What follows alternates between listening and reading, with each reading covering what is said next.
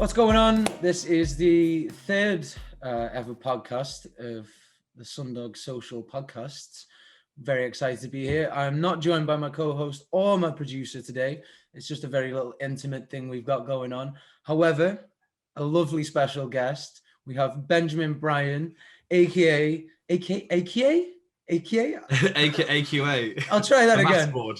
I'll try that again. We have Benjamin Bryan, aka Colourful Crimes. How are you doing, brother? Very well, man. Yeah, very well indeed. Yeah, stoked to be on here. Yeah, it's a lovely day outside. Lovely day for it. Got my shirt on. It's all good. So fresh. Such a fresh shirt. I do try. I was considering like one more button, but I thought that'd be a little bit too like 70s, and yeah. we're not going to do that today. We're getting into glam rock territory there. Absolutely. Yeah. Mark Bolan's about to walk around the corner. Or drive through your wall, or is that too soon? We're 3 minutes in, bro. 3 minutes in. Let's go. We're 3 minutes in. You love to see it. Broke the record for how messed up the podcast can get in the quickest amount of time. Well done. So, I mean, we're there about 70s music and stuff. So I kind of wanted to know, first of all, your background, what your influences were, and what you've like grown up listening to. Yeah, for sure. So one of the earliest memories I have, this was like very early 2000s when computers were just like starting to become a thing. And I remember it was this big event in our house, and my dad took like the family. We went off to like buy like our first ever like home PC, and it was like this absolute tank of like HP Pavilion or something, and we bought it back, and it had like the solitaire on it and like the pinball and like all that stuff that like the early computers used to have. But one other thing it had on it was, and it was some sort of music video for Little Richard's Good Golly Miss Molly. I don't know where he got it from, whether it was like some USB thing that one of his colleagues had sent him at work or whatever, but that is like my sort of earliest memory of hearing music. I didn't know what it was, who it was, but it was just one of those things where it was like you hear it, and because it's like old blues and like boogie woogie and that whole like rock and roll thing, it just makes you move. And like me and my younger sister, we just like, my dad would play it to us and we just go absolutely crazy for it, like not knowing what it was whatsoever. But that's always been one of the things that's really sort of stuck with me. It's like my first musical memory was listening to that song. That was sort of when I was, like 5 or 6, something like that. And then sort of as the years went on, I got like my first little MP3 player, and it had like, about the capacity for like 9 songs on it or something like that. And honestly, the early music taste that I remember for sort of myself was a lot of my dad's stuff. Like my parents aren't actually particularly like arty or musical, but more so on my dad's side than my mum's side. So he would be the one that would introduce me to like Led Zeppelin, Wishbone Ash, Dire Straits, Deep Purple, like all the stuff that he used to like listen to, like a little bit of like Fleetwood Mac and stuff as well. He sort of likes what he likes, and that's sort of like the end of it. So it was all very that sort of 60s to 80s kind of era.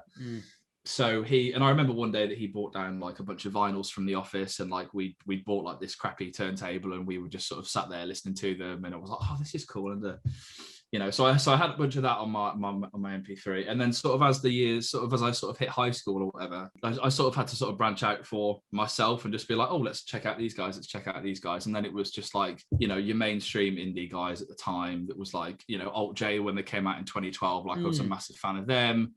And then like Catfish in 2014 obviously was a massive thing, and I got into them. It was all very like mainstream indie. Yeah. And then through those kind of guys and through going to gigs and stuff and support gigs, I started to find like smaller artists like Clarence Clarity, who I really look up to. He's like a big it's sort of like orchestral, like dark indie pop. It's just this wicked stuff that he makes. Started getting like sort of really into that stuff, and then pretty much up until this current day, I'm just starting to try and listen to like a little bit of like neo jazz, trying to get into some hyper pop as well, because that's going to be the future of listening, I think, pretty much. Yeah. And then yeah, pretty much it. But yeah, I need to switch up my music taste, to be fair. I've had like the same playlist for like the last 3 years, so if anybody's got any recommendations, they can send them my way. But yeah, no, that's pretty much like the history of that. So it's funny you mentioned Alt J, because when I listen to some of your stuff, I really hear Alt J coming through. Interesting. I really relate the two together. Obviously, it's not the same because you've definitely got your own unique sound to what you're doing. But I really picked up on Alt J influences. maybe that's a subconscious thing then, because when I certainly had people in mind when I was writing the EP, but sort of like more consciously than that one, maybe the subconscious thing was for Alt J, sort of like, you know, the end of Death at 36, when it has that big wall of sound like drop and there's like some voices off to the left and some strings off to the right and whatever, that was very like reminiscent of Noel Gallagher's first album when he had that big sort of section behind it for a lot of the songs. I tried to sort of base it on that.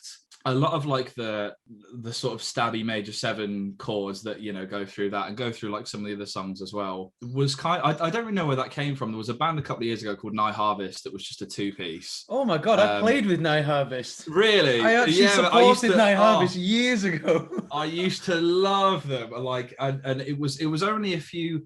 It was a shame because there was only a few songs of theirs that actually really hit hard. Like, they were all good. There was only a couple that were like, oh, this is a great song. I remember like Hold Open My Head and Buttercups were always the two that I always go back to. And there was a lot of sort of that influence in the album, because I just, whenever I pick up a guitar, like the first thing I always play pretty much is a version of Buttercups because I just love the way that sounds. But yeah, the Alt J thing maybe comes because that was always the stuff that I either used to walk to school or get the bus to school to. Like I know An Awesome Wave and This Is All Yours, like the first 2 albums back to back, inside out. I know all of them. So maybe there was some of those rhythms and stuff in there. Certainly I can certainly for like the guitars and stuff, like the sort of tonality of the guitars in the EP, I can take as sort of being influential from Alt J. But interesting that you just pick up on that just because it wasn't sort of like at the forefront of my mind while I was doing it. That's just a wicked sort of thing to hear. Yeah. I think it's probably the same for all creatives, is like that one band that you really connected with at a young age when you were really finding your feet and being like, oh, music is this, I can do this. Yeah. And it's something that I think it is a subconscious thing. It will never leave you. Like for me, Black Sabbath was the first band that really, like previous to that, like I'd listened to Spice Girls and Steps and S Club 7 and I loved it. And Aqua. And Aqua. Oh my God, gee, what a throwback. Oh my days. Man said Aqua. Oh my God. Yeah, no, and because I was listening to all that, like, I don't know, like 8 or 9 years old. And then my dad, I'd sort of listen to stuff in the car with my dad and my mum, whatever. But I remember my dad brought home a copy of Black Sabbath Paranoid for me. And he was just like, listen to this. Yeah. And I stuck it on, and I don't even think the CD works anymore. Like it was on loop. And now no matter what I write, the tonality or lyric writing or something will always pop up. And I think it is the same for a lot of us, is that that one band will always stick with you. Yeah, it was weird because I think about this a lot, and whenever you hear someone sat down and being interviewed, there's usually a moment in the interview where they say, it was this year and I bought this band on CD and then I was like, whoa, that was the moment sort of thing, right? And the weird thing is that I never feel like I've sort of had that one distinct. I think there's been lots of them that I've gone, oh, and this is another area of music, and oh, I've never considered this band or how to do this before. Do you know what I mean? But I don't think there was ever that one like massive wake up call. The only thing that I can sort of pinpoint it was me and my dad were massive fans of Rory Gallagher back in the day, old Irish blues guy, supported Hendrix and did all that circuit. And I remember on vinyl, my dad had it either on vinyl or just downloaded somewhere. It was the Irish Tour 74 live album. It's got like 11 tracks on it. It's brilliant, awesome blues album. And I remember trying to learn like I Wonder Who, like the second track, and I just did like or something to that, like just like a little blues lick on guitar. I had like a Pelham Blue like Squire Strat at the time. And I remember just playing that one thing and I was like, oh my God, it sounded crap. But at the time I was just like, oh my God, it sounds so good. You know what I mean? Yeah. And from sort of then on, I think it was a combination of that. And also I went to my dad one day and I said, why am I not as good at guitar as like these guys? Like I was like a big gamer at the time. So he was like, well, if you spend half the time you spend playing PS3 and double the time playing guitar, you might do it. And for some reason that just stuck with me. And from that day, I just practiced loads and just sacked off all the rest of it. So I think that was sort of like the pinpoint moment for guitar playing as a thing. But it's weird that I can never pinpoint just like one moment in time where your paranoid moment sort of came in. Do you know what I mean? Yeah. It's been right. So I listened to a load of indie bands back in the day, and that's where a song like Connor comes from, like a big, just chordy, big stadium anthem comes from. And then a lot of the tracks on the EP, actually stem from a friend of mine who I went to school with. She's at Goldsmiths in London now, plays in a band called Sorry Grace that used to go around the Birmingham circuit. Very sort of like neo jazz, neo soul kind of stuff. It's amazing what they do. And her boyfriend would sit on Zoom and just teach me how to like play like jazz chords and stuff and like write all of that. So a lot of the EP is actually influenced from just like that little period sort of pre-lockdown in my life when I was learning just to do different things on guitar, and I was just like, oh cool, let's just utilize this sort of thing. Excuse me.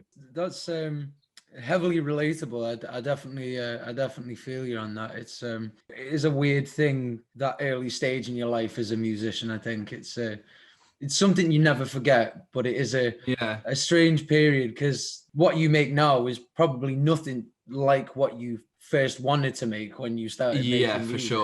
For sure. But yeah, those influences do always come back to you, and like, because you before you were saying about you getting more into neo soul and that type of like jazzy kind of influence. And when I was listening to Waltzer, I got that real Tom Misch sort of. Yeah, absolute. It's so funny that you say Tom Misch, because that auto wah bridge is completely ripped off from Tom Misch. Like, I was just, because I got into him and Yusuf Days, that new album. Oh my God, don't even get me started. I had it on repeat through lockdown.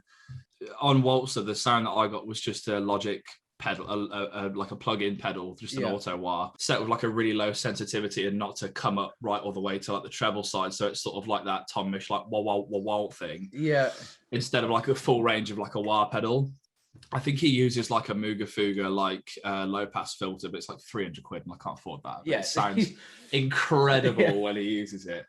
But yeah, absolutely, that was I just can't believe you just said that. Yeah, absolutely was a conscious decision. Yeah, just because I had it on repeat so much over lockdown, just sort of like fell in love with that, and I was like, I've got to get like a little bit of that. But yeah, just so funny that you said that, because yes, it was absolutely ripped off from Tom. Yeah, but no, fair enough, and I think it really works. Definitely, I really like the sound on Waltzer. I think it's well, all your songs are so different, but they all really work with what you do. I feel like everything is, like I said, I get Tom Misch, I get, Alt J, I get White Lies, White Denim.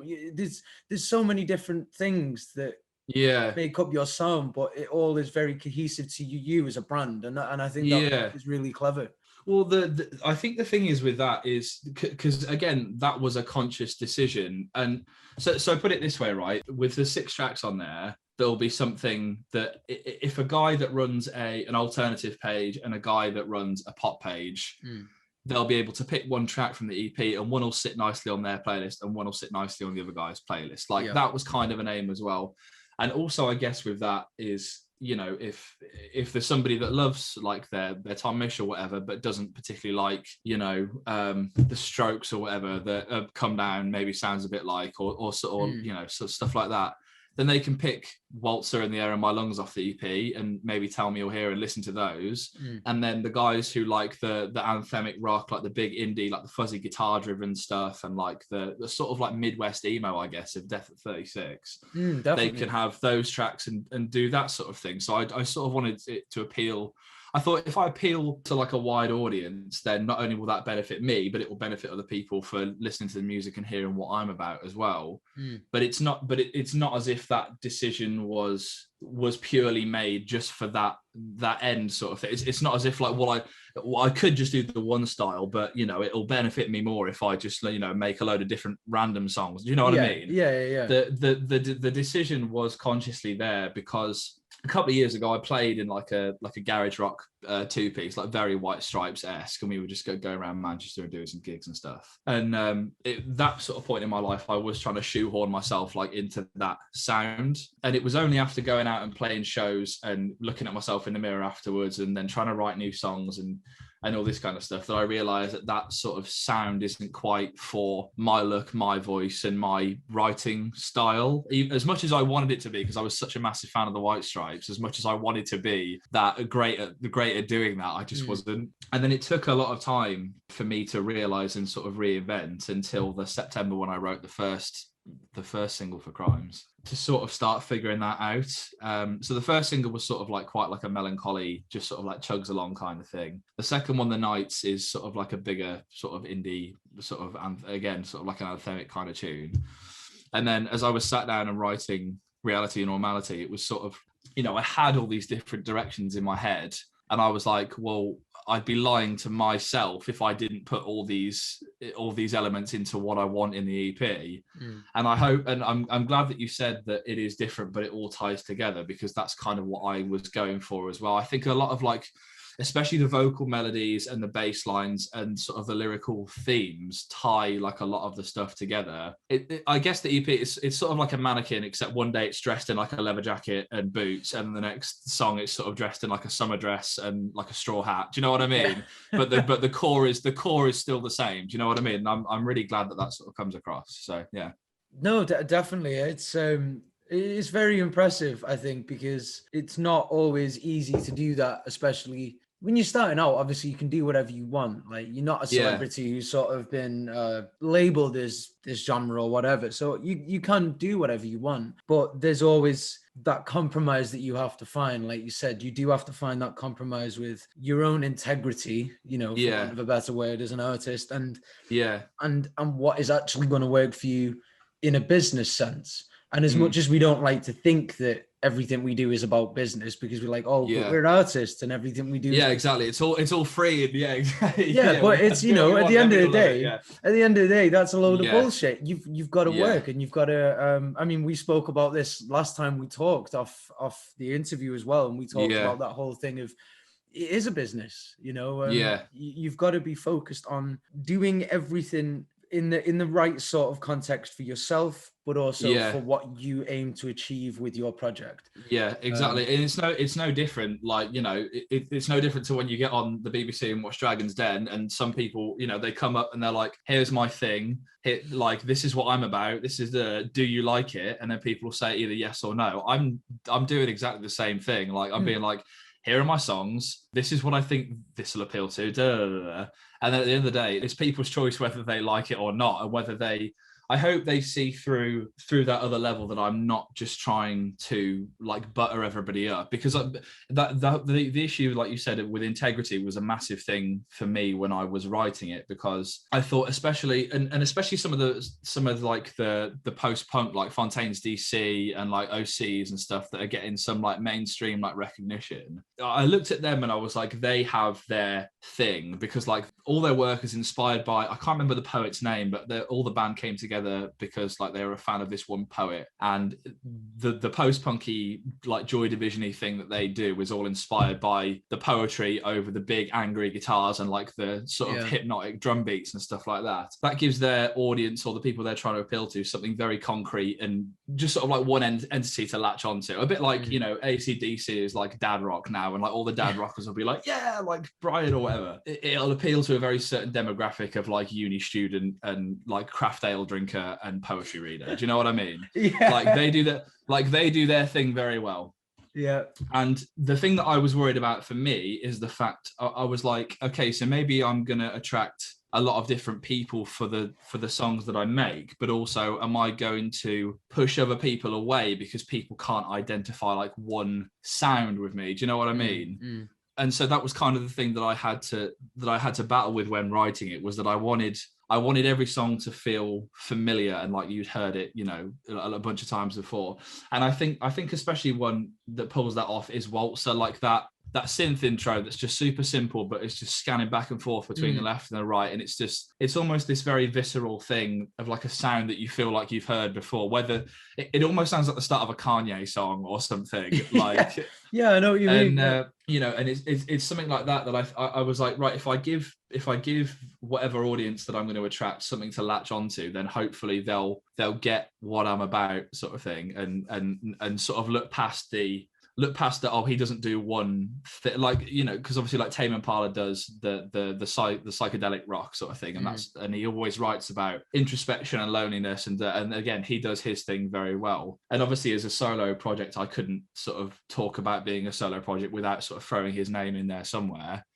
But I'm just trying to put like a different spin on that, of just make just make what comes, to your head. Do you know what I mean? It's like some of the songs on there couldn't be more different. But when I was sat down and writing them, it was like, right, I feel pissed off because last night, like, I made a fool of myself going out too much and I wasted too much money so I'll write Come Down because I'm feeling shit today. Yeah. You know what I mean? And, the next day I woke up and I was like, I was thinking about it more and I was like, right, so what can I do to fix this? What can I do to be better? And I wrote The Air in My Lungs, which is all about introspection and carrying stuff with you for life that you've got to work on, sort of thing. So it was all just this process of just whatever comes out, just write it. And whatever I heard it as was how I just sort of produced it, sort of thing. So, yeah.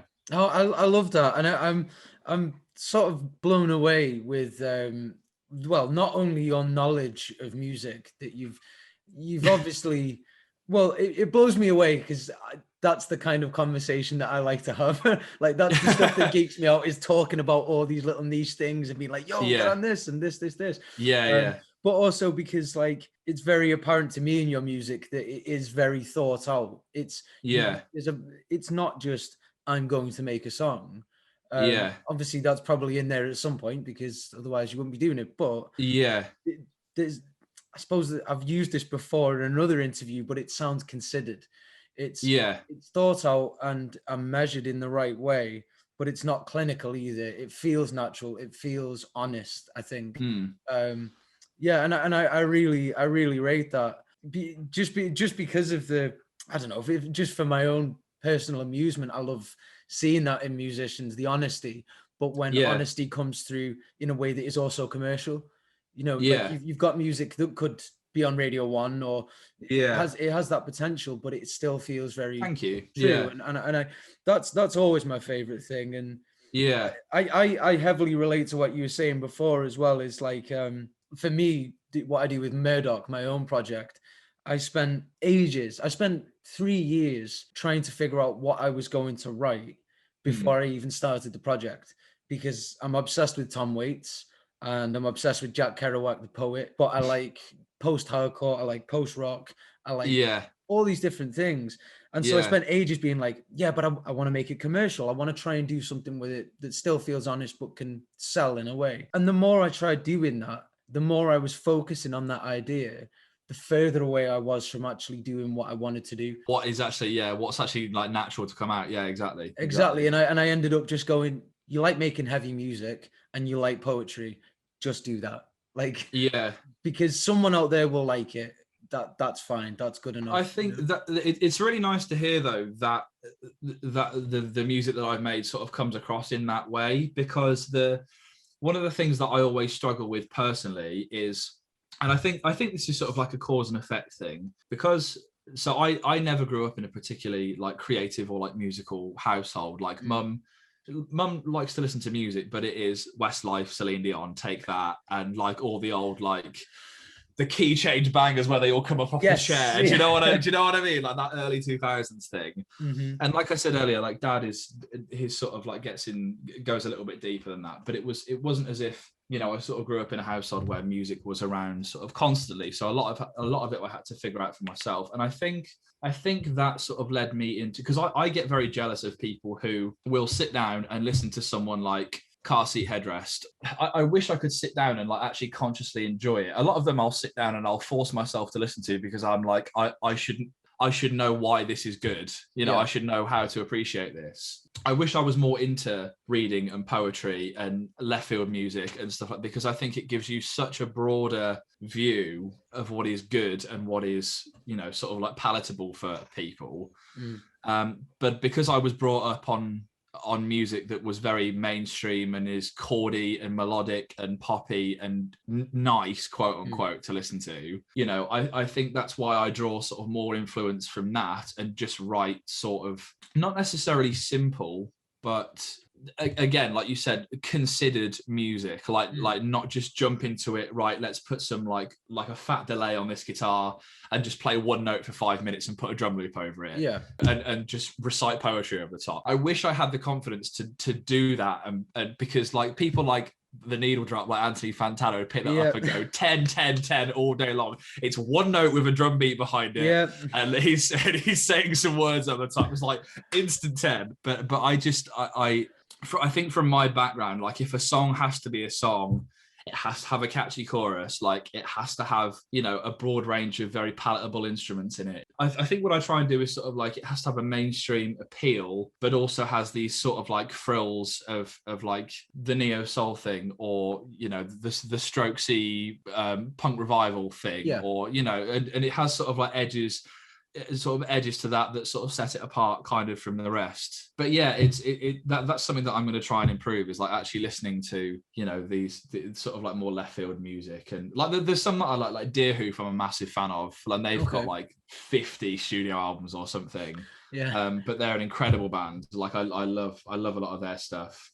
But yeah, I think it really helps as a musician if you've had that sort of background and that foundation to jump off, rather than just being like, oh, you know, Noel Gallagher's album was quite good in 2011. I'll just, you know, take a little bit of that off and just do this sort of thing. So that's in future EPs and stuff, I'm going to try and sort of like delve sort of further into that, I think. So, yeah. Okay. I respect that. And that kind of leads me on to another thing that I want to talk about. And it's something that I always ask people is what is the one project, or maybe a couple of projects at the moment, artists, whatever, that are so far removed from your own genre that you're into? Like, what is like one band or a couple of bands that you're absolutely obsessed with that are so far removed from what you're doing? Oh God. So there's I'm not sure whether she's English or American, but a female rapper, Nyana IZ. She is an absolute star. Like, production is 10/10. Like, the beats are incredible. Like, she's got a bunch of like wicked features on her tracks. If you listen to Pusher, which is produced by 9/8, and it's got her feature on it, it's amazing. But again, that is like the hip hoppy, trappy grime thing, which I would never ever touch. Yeah. Like, because I just like, I was always the kid at school who was like not really that cool, or not like if I had a little bit more like, you know, if I went out on a Saturday night wearing a Moschino t-shirt and like Versace jeans, like I could probably get away with doing the trap thing. But I go out on a Friday night with like eyeliner on and this shirt. Do you know what I mean? And like loads of jewelry and stuff. I think for a guy with that image to sort of like try and, you know, shoehorn another genre is a bit weird. So yeah, I think that's really far. So yeah, definitely Nyana IZ. She's amazing. I'll have to check her out. I've written that down as well. I've put that down. Yeah, she's brilliant. And honestly, when I used to go out, you know, we used to have some like little local clubs, like where I'm living at the moment, and my parents, like we had some like local clubs that we used to go out to, and it was like it was more that, oh, let's go out and get drunk, rather than I can't wait to go to the club and listen to dance music. Yeah, because I always used to wait for like 1 o'clock in the morning, where they would literally put I Bet You Look Good on the Dance Floor on, and maybe Reptilia, and I was like, come on, like indie party, like here we go. Wasn't interested in any of the other dance music at all, right? Yeah. Until I moved to Manchester and I started working in a late night bar or whatever, and of course there was always DJs on and stuff like that, and I started getting really, really into house and techno, because a lot of the stuff they played was mainstream. But I had a friend of mine who lived low, he just had a little flat local. We would always go back to his after work, turn the speakers on, like grab a few rums and just mix for like a couple of hours before we like called it a night. Sick. Which was amazing. And I never ever thought that I would get into dance music, but like this last year and a half, I've literally just had this like epiphany. So I literally bought myself a set of decks and like did all this kind of stuff. So I guess another sort of stuff that is way far removed from what I do is the electronic stuff, like the house and the techno stuff. Guys like Eats Everything, Robbie Doherty is amazing, Welshie is brilliant, Pausa, Pawsa, Pausa is great. Proper like minimal techno and stuff. Okay. Treasure Series, Bicep, Paskman, Marcellus is the upcoming DJ. He's so good. Alicia, girl from, I think she's from Bristol. She's amazing. Campbell Fryer, Pax, yeah, a bunch of different people. And it's weird because at the time that I was writing the EP, I was actually listening and doing more of that thing than I was listening to stuff that actually sounds like the music that was on the EP. But I think it was just more the fact that I was more confident with what I was doing recording wise with that style than I was, you know, producing like a house or a techno beat sort of thing. And that's just, again, that's another avenue that I'm starting to wander down and try and sort of teach myself about. And who knows, maybe I'll release some electronic music in the future or something. But yeah, I guess it's that really. No, that's cool. I mean, you could always end up doing DJ sets as well. You can always get those DJ set gigs in. Exactly. Pays good money. Yeah, Pays really good money. For sure. Just sticking on a couple of tunes for, sticking on some tunes for a few Right, hours. this is Dancing Queen. Play. Here we go. Just sit back for a Scream bit. if you want to go faster. All right, ladies. Yeah, having a good night. Nice one. Yeah, no worries. Yeah, that'll be £400, please. Yeah, cheers. Thank you very much. Yeah. It's funny you say about that sort of epiphany that you have with music, because I definitely relate to you on the electronic front, because I was like the greasy little grebo back in school. I was like fingerless gloves, like heartograms and like long trench coats, and in hindsight, probably not the best thing to go to school in. So I definitely, thankfully, grew out of that phase and got into electronic. But the biggest epiphany for me was country music. Oh, really? In the past couple of years, and I was always one of them that was like, I cannot stand country music. All of it's trash. It's whiny. I don't get it. And then when I hit about 23, I discovered, I knew about Johnny Cash, but I discovered the beauty of Johnny Cash. Yeah. And because he was a young man, similar to like Jack Kerouac, the poet, because they were that kind of solemn, dark, introspective young man who's going through the stuff that a lot of young men go through, like mental health things and real absolutely, and I just had that click in my head where I was like, wow, this is stunning. And then that obviously led me on down a road, and now I'm into Tammy Wynette and the Highwomen and stuff like that. Like discovering this new love for country music, because it's one of them that everyone just writes off. You can't do that with any genre, Like you said, like country music that is, has that integrity that the early Johnny Cash stuff has, or somebody like the Staves or someone like them, who try and do something like a little bit different. I love and I will listen to. But for me, country music, mainstream country, is a bit like the blues is nowadays. Like funny enough, he just lives over the road from me. He's a blues musician, and as well as he does for himself, it feels like now blues as a genre is sort of like more an institution rather than a genre, or like a way to make music. Because it's like the guitarist, the new blues guitarist of the year will turn up, and it's like you have to win this thing, or you have to be, this is the song and it has to be played this way and it has to be done, and for like the generation that it attracts to sort of appreciate it. Like there's a lot of modern blues bands that break that mold that I love, again, like the White Stripes back in the day. But I kind of think the same thing with country music, is that it's sort of become now like an institution, and it's a very, like, it's not free form at all. It's a very molded sort of carbon copy thing, that if you're going to have some mainstream success, you need to sing about whiskey, sing about trucks, sing about girls, wear a straw hat, play a Gibson Les Paul or a 335, put cowboy boots on, like make a music video in front of hay bales and a tree at midnight, and then you'll be sweet. Like, and that is the reason why, like, I don't write it off, but it's like, what progression and what value is this actually giving to me that other genres are, where this is just stuck in the same cycle and they're just banging out the same thing like time and time again. Like guys like Beth Hart and Chris Stapleton, who did the tune with Justin Timberlake. Like Stapleton, I don't knock that they're incredible, like singers for one, like they're amazing and they're incredible performers. But just the sort of pigeonhole that they're put in, I feel like they could do so much more and bring so much more to the table if they just broke away from, it almost was like a country checklist. You know what I mean? If they broke away from that and did their own thing, I think it'd be a lot better. But that's just sort of like me personally, anyway. Yeah. No, for sure, and I do agree with you. But I mean, you could also. I mean, I find that with almost every genre now, as anything has a place for that stuff that is just, that's the pigeonhole of that genre. Trap, grime, heavy metal, whatever it is, electronic, there is that. This is the thing that's going to get played on repeat forever. Yeah. And you're just going to have to deal with it, because that is the institution of this genre now. And I think it's our duty as listeners, if we choose to, and also I suppose as creatives, to go, all right, well, I appreciate that actually nowadays has nothing to do with the genre. So I'm going to look deeper than that, and I'm going to sort of find my own way with it, and I mean, for me, I got into Tammy Wynette actually through Tom Waits, because Oh, right, yeah. he had a song that he talked about Tammy Wynette, and I think he also had a feature on the song at one point.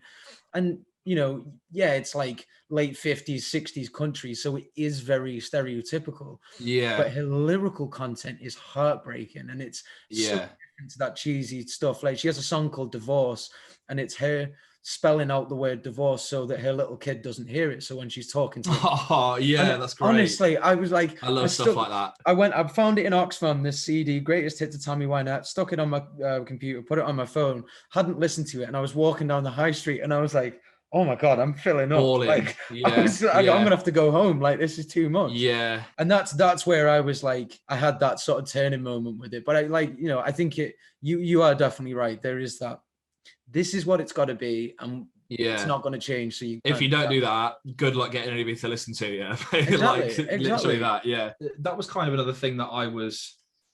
This is kind of another tangent on its own, but so much of today's sort of a lot of it is like 5 minutes of fame for a bunch of people. But with like the prevalence of like, because TikTok has had a massive huge influence on what a song is, how to make a song, or just everything in general. Yeah, absolutely. But it's one of those things where it's like, if I concentrated hard enough, I could probably make a song that sounds like Clairo, or sounds like Biba Doobie, or sounds like Benny, who did La La La La Lonely, like that fucking. To be fair, no, I actually do really like that song, so I can't say that. But there you go. Yeah, it is. It's really, really good. But that sort of sad girl 1 to the 5 chord progression, jangly guitars, and like a really repetitive like ride beat or whatever. Mm-hmm. Like that whole thing is just taking off on TikTok now, because it's just like, use this sound to go in the back of your outfit videos and stuff, and it's like it's a part of society, or a part of making music, or a part of media consumption that I don't think anybody saw coming. No. But now it's this massive phenomenon, like A1 and J1, like they're like, one of them's 13, one of them's 15, and like, yeah, you had like kid sensations back in the day, but that it wasn't through social media at all, and the influence and the reach that social media has just fired these 2 high school kids into literal, like, they've got like 20 million like followers on Spotify now. Jeez. And it's just from one song, it's just fired them into this spotlight. Do you know what I mean? And there's 2 sides to that coin, i.e. if you want to get viral and you want to make it, like, as an artist, you could do your first single could be like, right, I'm going to make a song that sounds like it can be a viral song, so that I get my name out there, and then after that I'm going to start making music that I want to make, and the portion of the guys that aren't just here for that mainstream stuff will leave, but I'll still probably have 20,000 followers that are like, oh, this is cool, and then you grow it from there. Or you make that viral song when you're young, and then you're forced into this spotlight, and then you don't know what to do with it, and point of no return almost. Yeah, exactly. Yeah. But then again, in that sense, I think kids, like, even like, I'm only 22, but I look at my sister who's 19, and I even look at people that are sort of like younger than her, that they'll be like younger brothers of people I know or something like that, and how like smart like younger kids are like these days, like even kids that are like 5 years younger than me. Like, I was looking at myself when I was like 17, and I was like, I was like, they look like celebrities. Like, all kids that I know just look like celebrities now on social media, and when they go out and when they talk. Like, there's such a big like fake it or till you make it thing going around at the moment. I think social media has such a massive part, not to flog the social media horse, because this has been said a million times over. Yeah, of course. But it is so prevalent, I think. And from a guy that went through high school with a Nokia 3310 and no idea what social, like, Twitter came out when I was 13, and it was like the Wild West. Like, no one had any idea what to do with it at all. And like, it's so much more policed now that it's like, okay, so this is how you have to be on it. But I think, again, the TikTok thing, I was like, it is kind of policed, but it's like, it's still only like a year old, and I think it's so new. It's like how Twitter and Snapchat and Instagram were when they first came out, that it's literally just a Wild West. And people are like, it's almost like this big sort of pyramid of like rat race, and everybody's just scrambling to get to the top and be like, well, I made this video, look at this, and oh, this is my song, and everybody is sort of clamoring almost for like their 5 minutes of fame nowadays. I think it'll be another 5 years' time to when we actually see whether that was a good thing or a bad thing. Do you know what I mean? This is it. I mean, the weird thing about TikTok is that the algorithm is so random. It's obscene. Like, Yeah. I put one video up on my TikTok and it got 100 views. I put Yeah. another video up with exactly the same hashtags. It got 700 views. And I'm just Yeah, like, and I'm exactly. nobody. Like, but there's 700 people have just watched this. That's more than like 4 of my Instagram videos put Yeah, together. yeah. And I get like 40 likes on my personal Instagram photos. Yeah, and it's and they're all people I went to school with. Yeah. Exactly. You know, and it's Yeah. just yeah. And I think for us growing up with like the other side of social media, like the early origins of it, and it is totally weird. I mean, obviously we had Vine before, which was like proto TikTok, but like the thing that really vexed me recently, and I mean, I don't know why it vexes me so much because I kind of seen it coming, but WAP by Cardi B and Megan Thee Yeah. Stallion, that won best performance at the Grammys. Yeah. Best performance at the Grammys. Yeah. And that song went viral because of TikTok. Yes, this is me being the musician and the producer in my head and like the OCD. Like, that is not a best performance in any regards. It's your popularity contest at school. The kid who's the best at football and scores the most goals is going to be the first one picked on the team. Do you know what I mean? And it's definitely different because I think so much, because it's such a big event and because there's so much corporate sponsorship, X, Y, and Z, like they've got a certain duty now for fan service as well. So what people want to see win, they've got to see win unless they won't tune in, and then they make no money. Do you know what I mean? So there's, like you were saying earlier, it shouldn't be a business, but it's such a corporate thing.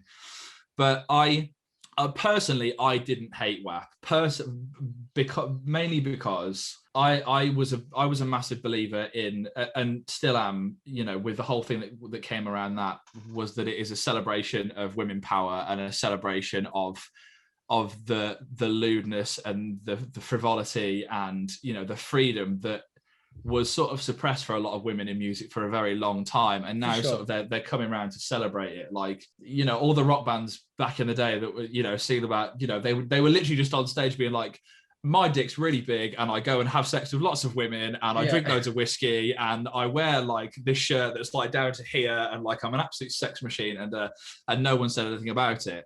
And then whether it's WAP or whether it's Anaconda or whether it's like Madonna back in the day, or whether, you know, there's countless examples of stuff that somehow broke through that sort of mold and came into the public spotlight. And I think it's taken until, this is one of the benefits, I think, of social media, especially for people, I don't know what I am, like Generation Z, like something like, I don't know what I don't know. I don't keep up with it. I was born in 98 anyway. Yeah, exactly. But I think transitioning from the Wild West thing, because we all sort of know how to use social media now, and certainly the circles that I'm in are used to big up and support people rather than try and tear people down.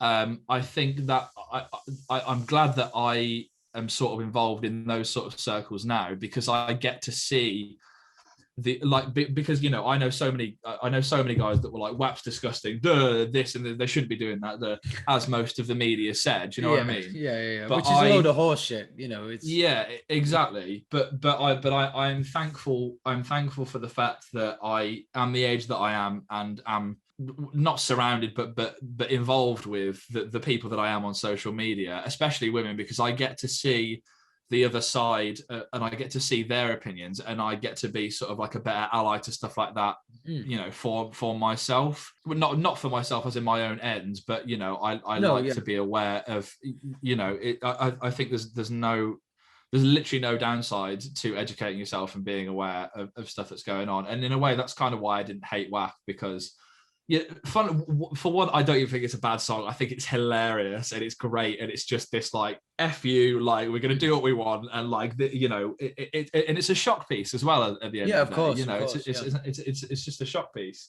Like you said, no different to Madonna back in the day, what she was doing. Yeah, exactly. It's to get the old corporate white people just to wake up and be like, this is where we're going now. This is what we're doing. Yeah. And Megan Thee Stallion and Cardi B are like so big that who's going to tear them down and stop it? Nobody. They can do whatever the hell they like, which I think is great. They're using their position of power to inspire and just sort of like move things on, which I think is great. So yeah.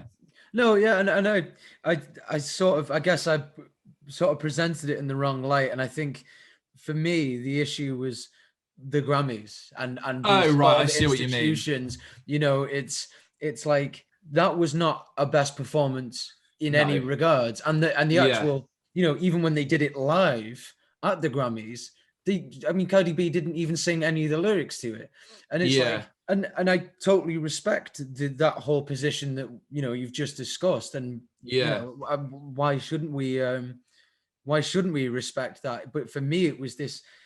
It's always been going as this institution of these bullshit award ceremonies and these magazines like Yeah. the NME who do the top 100 greatest guitarists of all time, and Yeah. Hendrix is somewhere down in 32, and it's like, what? Yeah. What does this even mean? Like, who's put this Yeah. shit Yeah. together? And it's, Yeah. you know, it'd be like And then Alex like Mark Turner's one of the Holcomb's best. at 5. Yeah, but it'd be like Alex Turner, one of the best guitarists of all time. And it's like he probably doesn't even consider himself a guitarist. You know, Exactly. it's Yeah.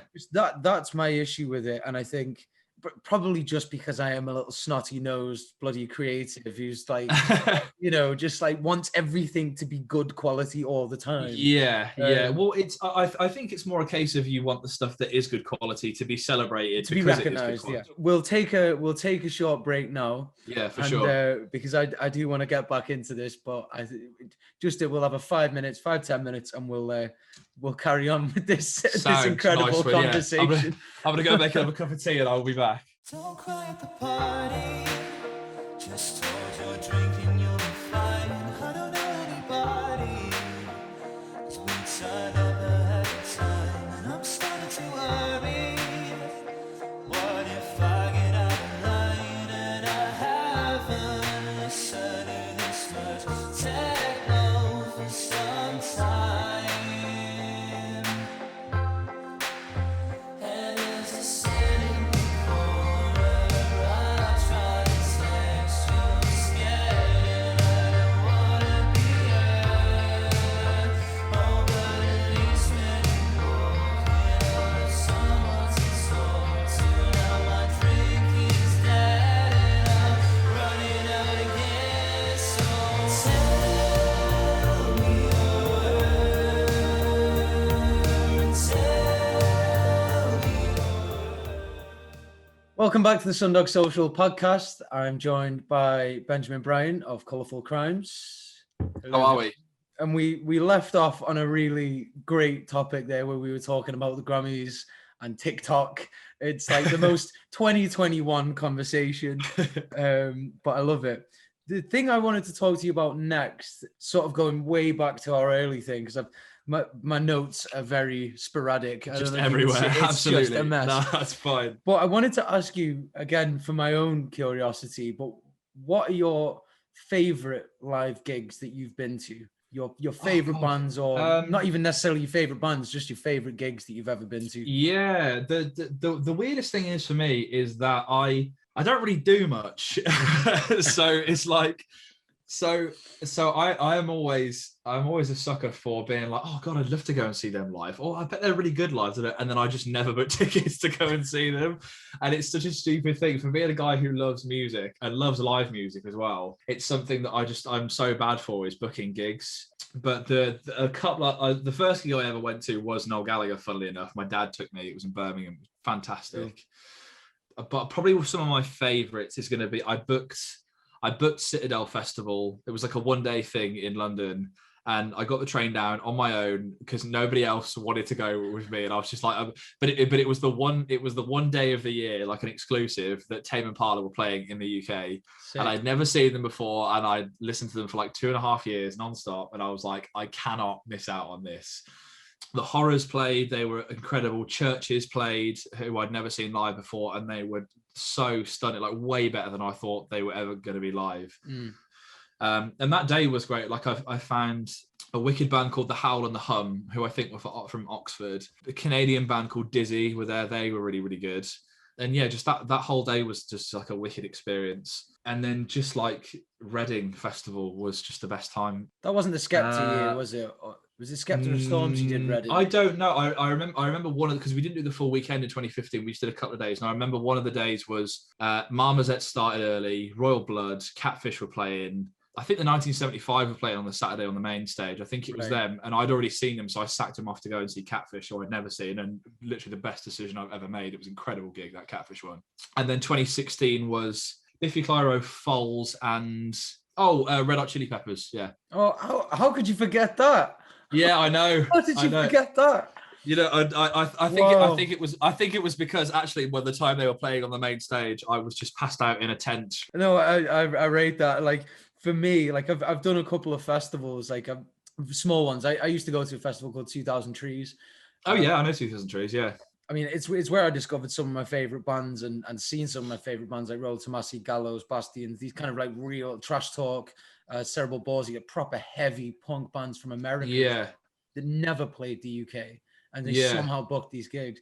But for me, it was great because I'm very much a small, intimate gig, loud, in your face. That's the shit that I love. Yeah. And I was always put off by festivals because I was like, I'm not connecting with them in the same way. Yeah. So it's nice having those smaller festivals. Going back to your own music, and we've kind of touched on it, but obviously all your stuff is self-mixed, self-mastered. Is that something that you'd learned to do prior to starting music, or is this something that you've literally just winged it and just started doing it as you were going through? So this was the journey that I sort of took, right? When I was playing in said soul band, we went to just like a local guy, a friend of a friend's studio around here, who just agreed for like, it was like 300 quid. He was like, I'll make you like a 10-track demo tape. So when you go and ask a pub for a gig, you can go, here we are, this is what we do. Have a listen to this. Do you want to book us? Spent about 3 days in the studio there, just like looking and watching what he did, sort of thing. And then about a year after that, I stole like a Tascam 4-track from school and started recording. And I was doing all that. I had like an electronic drum kit, so I just plugged a left and a right into it and just slapped enough compression on it, and it sounded fine. Yeah. And just put like literally 2 tracks for that, 1 track for a guitar and 1 track for a vocal. And then that was how the first, when I was playing in the band before the garage rock band, the Pettibones, that was how the first track from that ever came out. And then I sort of picked up stuff more really through guitar stuff, like compression pedals for guitars, and knowing what they do to the sound, and watching a lot of, you know, like reviews and stuff, and reviews of guitar gear, reviews of studio gear, just because I was interested in sort of learning about it. The first 2 singles, I should say, and all the stuff I've recorded previously was on my old laptop on like an old HP with like a free version of PreSonus, which is like one of the lesser known DAWs. Yeah. Relic. Yeah, absolutely. Yeah, and it came with like 1 compressor, 1 chorus, 1 EQ that had 3 bands on it, and you have to sit there for ages being like, should I put 6K there, or should it be like, you know, because you've got to make sure everything sounds great, because you just got to choose like it's it's either it sounds like this or it sounds like this. It was like, I'd love to cut all this stuff out of it, but I can't do that, so here we go. So that was all. And then for Christmas, I was lucky enough just to get the MacBook that I'm literally talking to you on right now. And I had there's a pair of KRKs in here that I'd had for ages. So I had a bunch of stuff to be able to do it. But literally, it's not as if like I'm sat behind like a desk or anything. Like I've literally got like, I think my Jaguar was downstairs, but literally all the guitars on it, apart from the solo and waltz, were recorded on a Jaguar. And I just stole my dad's PRS for the solo for that. And it's literally just stuff running through the 2i2 and, you know, just overdubbing channel over channel sort of thing. And that was it really. So yeah, you can kind of hear the production get better as the EP goes on, as I sort of learn how to use Logic a little bit better. So because Connor sort of sounds a little bit dry now, but when you get to like The Air in My Lungs and Death at 36, I think, especially The Air in My Lungs, I think sounds wicked. The vocal bit at the start is a sample just chopped from like vocal for the rest of the song and just auto panned like to either side, to the left and the right. I wish the guitars were a little bit loud. Like I listen to it now and I'm like, guitar should be louder in that, bass should be quieter in that. That sounds awful. Why is there a click in the vocal there? Like all that kind of stuff. And it's like at the end of the day, your first piece isn't going to be a masterpiece, is it? So it's all like a learning curve. And it was kind of what I wanted it to be at the end of the day, was like a demonstration of this is what one guy with not really much studio experience can do with just enough time and enough focus, sat in a bedroom with a pair of KRKs and a cheap, you know, interface. You know what I mean? So yeah, that's kind of what I want it to be. I really rate that, because in terms of what Sundog Social was that mentality, and sort of tying into the idea of the pandemic and what we're talking about is that like we're all gigging musicians and we're now put in a situation where we can't do that. And there's been a lot of people who've just sort of gone, you know, given up, because it's like, oh, well, what else am I supposed to do? but that's the mentality that I think we try to strive for, and that we really appreciate in other musicians, especially at the moment with the pandemic, is that like, well, I've got stuff here and I've got this talent, so why wouldn't I just try and make this work? Yeah, I don't know how to use, I don't know how to EQ stuff properly, or I don't know how to use Adobe Premiere to edit videos, but Yeah. fuck it, I'm gonna learn. It's hard to find those people, that would be willing to put all that time and that effort in. But then there comes a point where you know what you want to make, but it's like, right, if I want to do it with a band, then I'm going to have to travel and commit to other things. And then have I got that time for myself? So it sort of came together in exactly how you said, that I've got this vision. I know what I'm going to make. I know that I can play everything. So why not just make it a solo project? Because I know that I'm committed to putting all the time and the effort in that I want to, to make it as good as it can be. And I don't have to worry about other people turning up for rehearsals, keeping their instruments in check, like breaking strings or whatever, like all the other things that come with it. Because everything I've got is here and it's all in my control. And anything that I don't want to do, I don't have to. And whatever vision I have is completely my own. Do you know what I mean? And I mean, ultimately, if it fails, it's on your head and nobody else's as well. Exactly. Yeah, exactly. Yeah, for sure. Yeah. But it's that great thing with the risk of that comes into it. And if anything, that pushes you harder to make sure that, what you do is of good quality sort of thing. And, I spent hours, sat where I'm sat right now, just playing the same, 4-bar loop over and over again, just listening to it. Does that sound better? No, it doesn't sound better. Let's start again. And then, does that sound better? Yeah. And just going through that process, for all 6 of the tracks, just making sure that they sounded sort of as professional as they could do, really. So yeah. And but having said that, funnily enough, I just got offered a gig the other day in November in Manchester. So hopefully that all sort of comes through. But obviously, if I'm going to play live, I will need a live act to play with. Yeah. And sort of the thing is with that, when I get together with them, like I know that obviously it's going to be me teaching them, like, right, this is the intro for this. Let's take it from the top X, Y, and Z. But I'm also not going to shun, if they think something could sound better. This, like, if the bass guy is just like, well, what if I did this? And I'm like, well, let's play it and see, and if it sounds better, I'm absolutely all for changing up the sound live if the guys that I rope in think it can sound better. So I'm really excited. I'm excited for the journey that I think that's going to sort of take me and like the other people on. So yeah, I'm excited to start playing some live stuff. Yeah, I totally relate. It's weirdly one of the joys of realizing that you don't want to work with other musicians is going, oh, I don't have to worry about anything anymore. Yeah. It's just great. Like, all I have to deal with is my own self-pity and, the stuff that I've been dealing with for years anyway. So that's fine. Absolutely. Yeah. I don't have to deal with anyone else's shit. I mean, we've covered probably only a scratch on the surface of all the things what you wanted possibly, and of what I wanted to, but all the things that we could possibly talk about. But we have to find some end to it, unfortunately. For sure, yeah, absolutely. So tell everyone where they can find you. Tell people what you're doing. What's your handles? What have you got planned? Yeah, wicked. So obviously you can find me on Spotify. Just search Colourful Crimes with. It's the American spelling of colourful. I don't ask why, it just looked better to me at the time. So Colourful Crimes on Spotify and SoundCloud. If you want to listen for free, there's loads of stuff on there. You can find my page on Amazing Radio. That's Colourful Crimes as well. And then obviously if you guys use Apple Music or Deezer, or you can ask Alexa for me, that's fine. It's on Amazon Music as well. Instagram is at colourful_crimes. Colourful Crimes on Facebook for anybody who still uses that. That's brilliant. And just stream the heck out of Reality and Normality. There's going to be something on there for everyone, hopefully. So and just feel free to get in contact with me as well. Tell me what you like, and also please tell me if there's anything you think could be improved.